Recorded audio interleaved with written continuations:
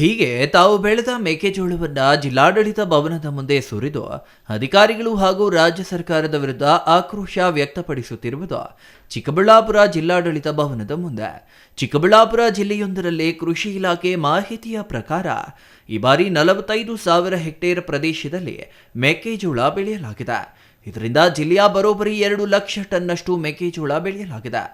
ಆದರೆ KMF MSP ದರದಲ್ಲಿ ಅಲ್ಪ ಪ್ರಮಾಣದಲ್ಲಿ ಮೆಕ್ಕೆಜೋಳ ಖರೀದಿ ಮಾಡಿಕೊಂಡಿದೆ. ಆದರೆ ಚಿಕ್ಕಬಳ್ಳಾಪುರ ಜಿಲ್ಲಾಡಳಿತ ಇದುವರೆಗೂ ಸಕಾಲಕ್ಕೆ ಮೆಕ್ಕೆಜೋಳ ಖರೀದಿ ಕೇಂದ್ರ ತೆರೆದಿಲ್ಲ, ಖರೀದಿದಾರರ ಮನವೊಲಿಸಿಲ್ಲ. ಇದರಿಂದ ರೈತರು ಬೆಳೆದ ಜೋಳ ಕೊಳೆಯುತ್ತಿದೆ. ಇದರಿಂದ ಆಕ್ರೋಶಗೊಂಡಿರುವ ರೈತರು ಇಂದು ಚಿಕ್ಕಬಳ್ಳಾಪುರ ಜಿಲ್ಲಾಡಳಿತ ಭವನದ ಮುಂದೆ ಧರಣಿ ನಡೆಸಿ ಆಕ್ರೋಶ ವ್ಯಕ್ತಪಡಿಸಿದರು. ಪ್ರಪ್ರಥಮವಾಗಿ ನಮ್ಮ ಜಿಲ್ಲೆಯಲ್ಲಿ ಮೆಕ್ಕೆಜೋಳ ಇವತ್ತು ರೈತರಲ್ಲಿ ಫಸಲು ಬಂದಿದೆ. ಆದರೆ ಸರ್ಕಾರ ಇದುವರೆಗೆ ನಾವು ಒತ್ತಾಯ ಮಾಡ್ತಾ ಇದ್ವಿ. ನಾವು ಬಾಗೇಪಲ್ಲಿ ರೈತರು ಇಲ್ಲಿ ಬಂದಿದ್ದಾರೆ, ಗುಡಬಂಡೆ ಅವರು ಬಂದಿದ್ದಾರೆ, ಗೌರಿಬಿದನೂರು ಬಂದಿದ್ದಾರೆ, ಚೋಳೂರು ಬಂದಿದ್ದಾರೆ. ಬಾಗೇಪಲ್ಲಿ ಶಾಸಕರಿಗೆ ಒಂದು ತಿಂಗಳಿಂದಲೇ ನಾವೆಲ್ಲ ರೈತ ಮುಖಂಡರು ಹೇಳಿದ್ವಿ, ಜಿಲ್ಲಾ ಉಸ್ತುವಾರಿ ಮಂತ್ರಿಗಳಿಗೂ ನಾವು ವಿಷಯ ಹೇಳಿದ್ವಿ. ಸರ್, ಖರೀದಿ ಕೇಂದ್ರ ಪ್ರತಿ ತಾಲೂಕಿನಲ್ಲಿ ಪ್ರಾರಂಭ ಮಾಡಬೇಕು ಅಂತ ಶಾಸಕರು ತಕ್ಷಣ ಒಂದು ಜಿಲ್ಲಾಧಿಕಾರಿಗಳಿಗೆ ಪತ್ರ ಬರೆದ್ರು 2 ತಿಂಗಳ ಹಿಂದೆ. ಇಲ್ಲ, ಇವತ್ತು ಅವೈಜ್ಞಾನಿಕವಾಗಿ ಖರೀದಿ ಕೇಂದ್ರ ನಡೀತಾ ಇದೆ, ತಕ್ಷಣ ಬಾಗೇಪಲ್ಲಿಯಲ್ಲಿ ಖರೀದಿ ಕೇಂದ್ರ ಬೇಕು ಅಂತ ಜಿಲ್ಲಾಧಿಕಾರಿಗಳು ಸರ್ಕಾರಕ್ಕೆ ಬರೆದಿರೋದು ನಮಗೊಂದು ಪತ್ರ ಸಿಕ್ತು.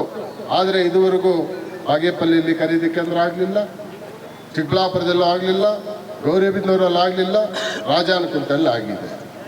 ಏನು ಸರ್ ಸಾಹೇಬ್ರೆ ಇದ್ರ ಉದ್ದೇಶ? ಚಿಕ್ಕಬಳ್ಳಾಪುರ ಜಿಲ್ಲೆಯಲ್ಲಿ ಇರ್ತಕ್ಕಂಥ ರೈತರೇನು ಇವತ್ತು ಈ ದೇಶದಲ್ಲಿ ಪ್ರಜೆಗಳಲ್ವಾ? ಅವ್ರ ರೈತ ಬೆಳೆ ಕಷ್ಟಪಟ್ಟು ಬೆಳೆ ತೆಗಿತಾ ಇಲ್ವಾ? 1 ಲಕ್ಷಕ್ಕಿಂತ ಹೆಚ್ಚು ಕ್ವಿಂಟಾಲ್ ಬೆಳೆದಿದ್ರು ಕೇವಲ ರಾಜಾನಕುಂಟೆಗೆ ನಮ್ಮ ರೈತ ಮುಖಂಡರೆಲ್ಲ ಹೋಗಿದ್ವಿ ಸರ್. ಕೇವಲ 120ರಿಂದ 130 ಕ್ವಿಂಟಾಲ್ ಅಷ್ಟು ಟನ್ಗಳಷ್ಟೇ ಮೆಕ್ಕೆಜೋಳ ಖರೀದಿ ಮಾಡಿದೆ ಸರ್ ಇದುವರೆಗೆ ರಾಜಾನಕುಂಟೆಯಲ್ಲಿ. ಇನ್ನು ಕೆಲವು ರೈತರು ತಾವು ಬೆಳೆದ ಮೆಕ್ಕೆಜೋಳದ ತೆನೆ ಹಿಡಿದು ಧರಣಿ ಮಾಡಿದ್ರ. ಇನ್ನು ಕೆಲ ರೈತರು ಮೆಕ್ಕೆಜೋಳದ ರಾಶಿಯನ್ನ ಪ್ರದರ್ಶನ ಮಾಡಿ ಅಧಿಕಾರಿಗಳಿಗೆ ಹಿಡಿ ಶಾಪ ಹಾಕಿದ್ರ. ಸ್ಥಗಿತಗೊಂಡಿರುವ ಕೆಎಂಎಫ್ನ ಮೆಕ್ಕೆಜೋಳ ಖರೀದಿ ಕೇಂದ್ರ ಮತ್ತೆ ಆರಂಭಿಸಬೇಕು. ಚಿಕ್ಕಬಳ್ಳಾಪುರ ಜಿಲ್ಲಾಡಳಿತ ಮೆಕ್ಕೆಜೋಳ ಖರೀದಿ ಕೇಂದ್ರ ಆರಂಭಿಸಿ ಸರ್ಕಾರವೇ ಎಂಎಸ್ಪಿ ದರದಲ್ಲಿ ಜೋಳ ಖರೀದಿ ಮಾಡುವಂತೆ ಒತ್ತಾಯ ಮಾಡಿದ್ರ. ಇನ್ನು ಧರಣಿ ಸ್ಥಳಕ್ಕೆ ಬಂದ ಚಿಕ್ಕಬಳ್ಳಾಪುರದ ನೂತನ ಜಿಲ್ಲಾಧಿಕಾರಿ ಪ್ರಭುಜಿ ಚಿಕ್ಕಬಳ್ಳಾಪುರ ಜಿಲ್ಲಾ ಉಸ್ತುವಾರಿ ಸಚಿವರ ಗಮನಕ್ಕೆ ತಂದು ರೈತರ ಸಮಸ್ಯೆಯನ್ನ ಬಗೆಹರಿಸುವುದಾಗಿ ತಿಳಿಸಿದರು.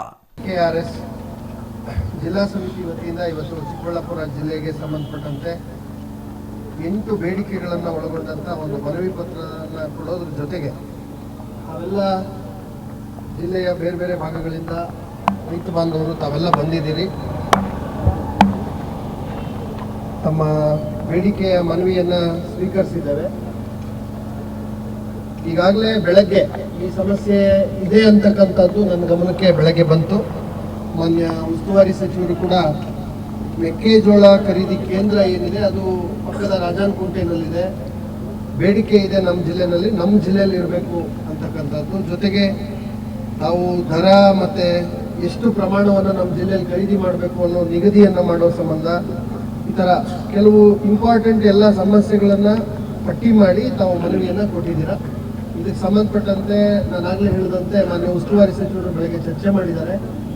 ಕೂಡಲೇ ಆದ್ಯತೆ ಮೇರೆಗೆ ಸರ್ಕಾರದ ಗಮನಕ್ಕೆ ತಂದು ಈ ಒಂದು ಮೆಕ್ಕೆಜೋಳದ ಖರೀದಿಗೆ ಸಂಬಂಧಪಟ್ಟಂತೆ ಒಂದು ಅಂತಿಮ ಆದೇಶ ನಿರ್ಣಯವನ್ನು ಸರ್ಕಾರದ ಮಟ್ಟದ ನಿರ್ಣಯವನ್ನು ತೆಗೆದುಕೊಂಡು ಜಿಲ್ಲೆಯಲ್ಲಿ ಅನುಷ್ಠಾನ ಮಾಡೋದಕ್ಕೆ ಈಗಾಗಲೇ ಸರ್ ಜೊತೆ ನಾನು ಮಾತಾಡಿದ್ದೀನಿ.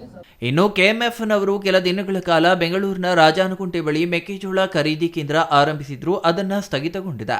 ಕೇವಲ 300 ಜನ ರೈತರಿಗೆ ಮಾತ್ರ ಅವಕಾಶ ನೀಡಿದ್ದಾರೆ. ಆದರೆ ಇನ್ನು ಸಾವಿರಾರು ರೈತರು ಬೆಳೆದಿರುವ ಮೆಕ್ಕೆಜೋಳಕ್ಕೆ ನೆಲೆ ಇಲ್ಲದೆ ರೈತರು ರಾಜ್ಯ ಸರ್ಕಾರದ ವಿರುದ್ಧ ಆಕ್ರೋಶ ವ್ಯಕ್ತಪಡಿಸಿದರು. Thoudanahalli Ramesh, CTV news, Chikkaballapur.